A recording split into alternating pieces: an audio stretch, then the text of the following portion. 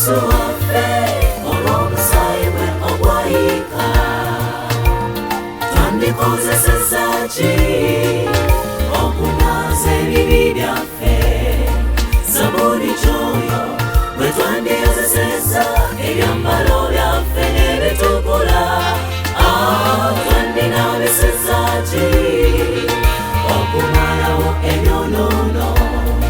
Kyetuva twebaza Yesu waffe olw'omusaayi gwe ogwayika.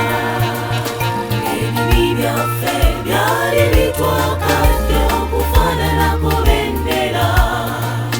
Omusaayi gw'endiga oba ogw'ennyana gwalinga tegukyayiza. Awo nga weetaaga oguli ogw'amaanyi okunaaza buli bbala. Era ogwa Yesu omusaayi gwayika, ensi yonna yanaazibwa. Omusaayi gwa Yesu gw'amaanyi weeguli ogwayika. Omusaayi gwa Yesu gw'amaanyi omuwendo mungi nnyo. Omusango ogw'okufa gwali gumaze okutusinga.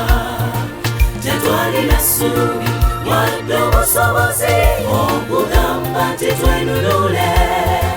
Genda n'omuliro gw'amaka byali bimaze okutwesunga. Naye oyo Yesu n'atununula n'omusaayi gwe Gologoosa. Waliwo okununulibwa okw'enkizo, okununulibwa kw'abasibe mu musaayi gwe ogwayika. Okununulibwa mu musaalaba gwa Yesu. Waliwo eddembe